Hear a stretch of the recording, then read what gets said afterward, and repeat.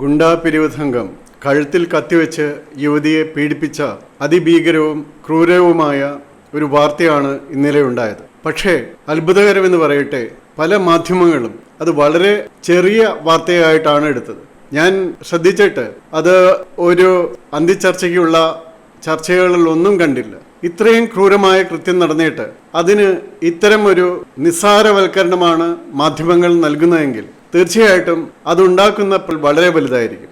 ഒരുപക്ഷെ കേരളത്തിലെ ഇന്നലെ ചർച്ച ചെയ്യേണ്ടിയിരുന്ന ഏറ്റവും പ്രധാനപ്പെട്ട ഒരു വിഷയമായിരുന്നു അത്.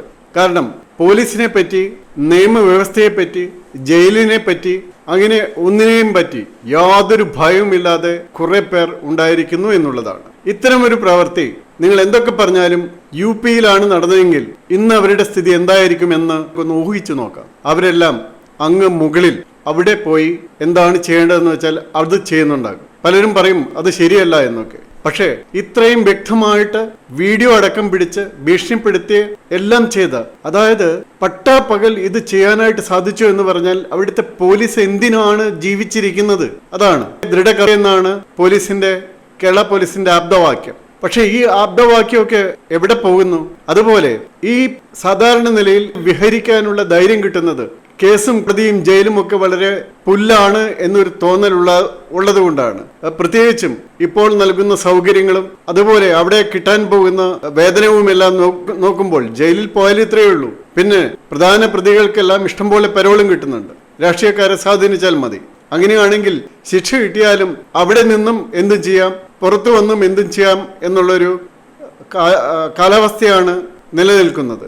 ഇങ്ങനെ പോയാൽ സാധാരണക്കാരുടെ, നിയമങ്ങളെ ബഹുമാനിക്കുന്ന, നിയമങ്ങളെ അനുസരിക്കുന്നവരുടെ ജീവിതം എന്താകും? അതുകൊണ്ട് ഈ കാര്യം മാധ്യമങ്ങളെങ്കിലും വളരെ കാര്യമായി ചർച്ച ചെയ്യേണ്ടതായിരുന്നില്ലേ? ഇപ്പോൾ ഞാൻ ഓർക്കുന്നത് ആക്ഷൻ ഹീറോ ബിജു എന്ന ചിത്രത്തിലെ ചില കാര്യങ്ങളാണ്. അത് സംവിധാനം ചെയ്ത എബ്രിൽ ഷൈൻ എൻ്റെ അടുത്ത് വന്ന് ഏകദേശം 4-5 മണിക്കൂർ ചർച്ച ചെയ്തിരുന്നു. ഇതുപോലെ അതിൽ അഭിനയിച്ച നിവിൻ പോളി, സുന്ദർരാജ് എന്ന് പറയുന്ന അന്നത്തെ സർക്കിൾ ഇൻസ്പെക്ടറുടെ അടുത്ത് പോയി കുറെ അധികം വാച്ച് ചെയ്തിരുന്നു. അതിനൊക്കെ ശേഷമാണ് ആ പടം ഷൂട്ട് ചെയ്തത്. അതിനെ വളരെ തെറ്റായി കാണിക്കുന്ന വളരെ സീനിയർ ഉദ്യോഗസ്ഥന്മാരുണ്ട്, വളരെ നല്ല നിലയിൽ അതർവൈസ് ഉള്ള സീനിയർ ഉദ്യോഗസ്ഥരെല്ലാവരുമുണ്ട്. പക്ഷെ അവർക്കൊക്കെ മനസ്സിലാക്കേണ്ടത്, ഞങ്ങൾ സാധാരണ പറയും പോലീസ് ആകാൻ പോകുന്നതിന് പകരം പള്ളിയിലെ അച്ഛൻ ആകാനായിട്ടാണ് പോയാൽ പോരെ എന്ന് ചോദിക്കുന്നത്.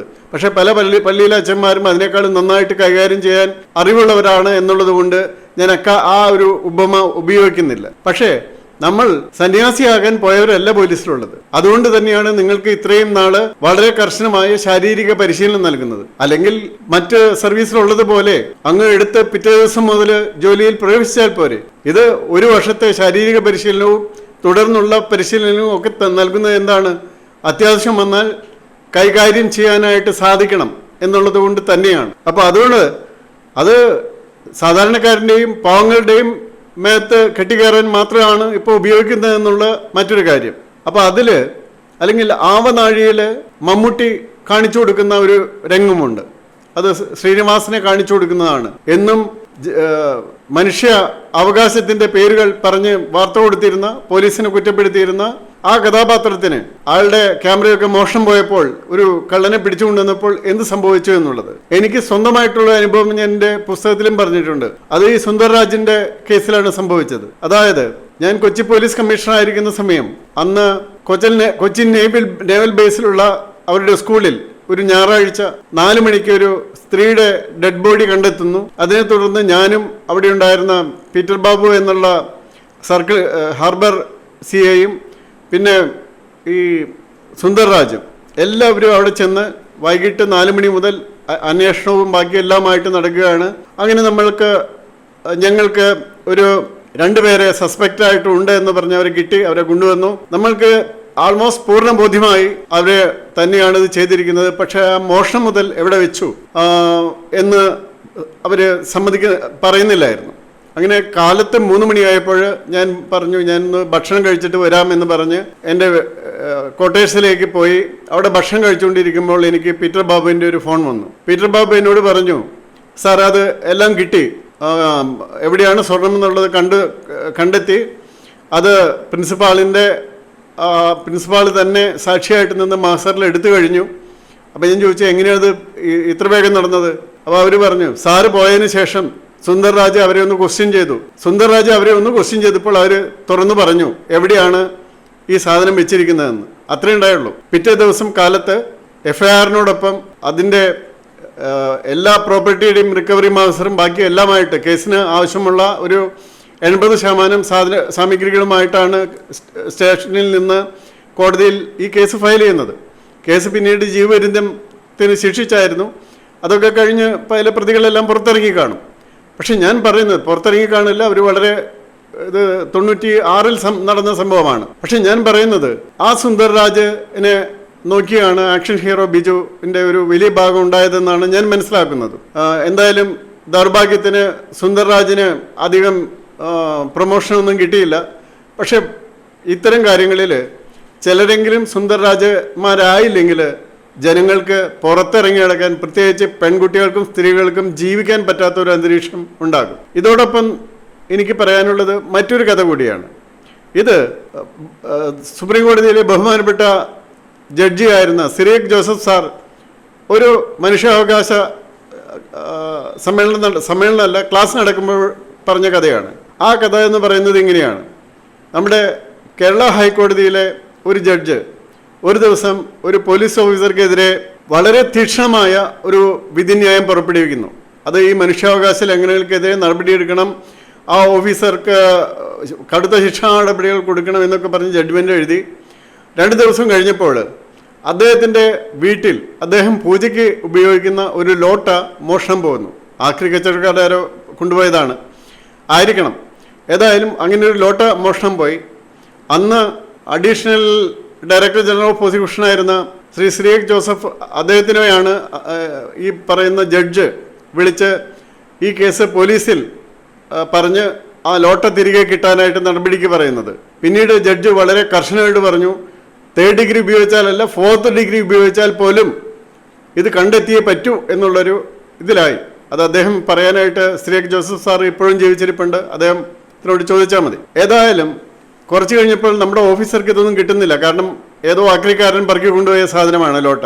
അപ്പോൾ പോലീസ് ഓഫീസർ വളരെ ബുദ്ധിപൂർവ്വം എന്ത് ചെയ്തു എന്ന് വെച്ചാൽ ആ ലോട്ടയുടെ പ്രായവും അതിൻ്റെ ഷേപ്പും ബാക്കിയെല്ലാം ജഡ്ജിൻ്റെ ഭാര്യയിൽ നിന്നും മനസ്സിലാക്കി അതുപോലെ ഒരു ലോട്ട വാങ്ങി ചാണകത്തിൽ 2-3 ദിവസം വെച്ച് ആ ലോട്ട പഴയ ലോട്ട പോലെയാക്കി തിരിച്ചു കൊണ്ടുകൊടുത്തു. അത് തിരിച്ചു കിട്ടിയെന്ന് മാത്രം പറഞ്ഞു. പിന്നീട് സമ്മർദ്ദമൊന്നും വരാതെ ഇരിക്കുന്ന കണ്ടപ്പോൾ അന്ന് സിറിയക് ജോസഫ് സാറ് ഓഫീസറോട് ചോദിച്ചു, എന്താണോ സംഭവിച്ചത്, ഇപ്പം ജഡ്ജി ഒന്നും ചോദിക്കുന്നില്ലല്ലോ എന്ന് പറഞ്ഞപ്പോൾ ആളാണ് അദ്ദേഹം ഈ ചെയ്ത കാര്യം ഓഫീസർ പറഞ്ഞു കൊടുത്തത്. നോക്കുക, നമ്മൾ പല കാര്യങ്ങളിലും ഹ്യൂമൻ റൈറ്റ്സ് എന്ന് പറയുകയാണെങ്കിൽ അത് മൈറ്റ് ഓഫ് ദ റൈറ്റ് എന്ന വിധത്തിലേക്ക്, അത് ശക്തിയുടെ അധികാരം എന്ന നിലയ്ക്ക് മാറിപ്പോകും. അതുകൊണ്ട് എല്ലാ സമയത്തും നമ്മൾക്ക് എന്താണ് പറയുന്നത്, അഹിംസ അതുപോലെ ഉള്ള കാര്യങ്ങൾ പറഞ്ഞിരിക്കാൻ പറ്റില്ല. അതിരിക്കുകയാണെങ്കിൽ ഇന്ത്യക്കാർക്ക് സംഭവിച്ച പല കാലഘട്ടങ്ങളിലും ഇന്ത്യ എന്തുകൊണ്ട് അടിമത്തത്തിലേക്ക് പോയി എന്ന ആ ഒരു കാലഘട്ടത്തിലേക്ക് തിരിഞ്ഞു പോകും. കാടന്മാർക്കും കാടത്തം കാണിക്കുന്നവർക്കും അവർക്ക് മേധാവിത്വം കിട്ടും. ആർക്ക് ഭീകരവാഴ്ച നടത്താൻ പറ്റുമോ അവർക്ക് ഭീകരവാഴ്ച നടത്താൻ പറ്റും, പ്രതിരോധമില്ലാതെ. എനിക്കിത് 1921 മലബാർ കലാപത്തെക്കുറിച്ച് ടാഗോർ പറയുന്നൊരു കാര്യമുണ്ട്. 10 ലക്ഷം പേരെ പേടിച്ച് 40 ലക്ഷം പേര് ഭയവിഹ്വലരായിരിക്കുന്നത്. അതാണ് ആ ഭയവിഹ്വലത ഉണ്ടാക്കുന്ന വിധത്തിൽ പോലീസ് പ്രവർത്തിക്കരുത്. തീർച്ചയായിട്ടും അതിന് അവസരം കൊടുത്താൽ നമ്മുടെ നിയമവാഴ്ച തന്നെ ഇല്ലാതാകും. ജയിലുകളും വിചാരണകളും എല്ലാം ഉണ്ടെങ്കിലും ഈ ഭയവിഹ്വലത ജനങ്ങളിൽ ഉണ്ടായാൽ ആ ഭയവിഹ്വലത ഇല്ലാതാക്കേണ്ടത് കൂടി നമ്മുടെ ഒരു ഉത്തരവാദിത്തമാണ്. അല്ലെങ്കിൽ ഈ പറയുന്ന പോലീസ് സംവിധാനവും നിയമ സംവിധാനവും എല്ലാം നോക്കുകുത്തികളാകുകയും ഇവിടെ അക്രമം അഴിഞ്ഞാടാൻ തുടങ്ങുകയും ചെയ്യും. അതുകൊണ്ട് കർശനമായ നടപടികൾ എടുക്കേണ്ടതാണ്.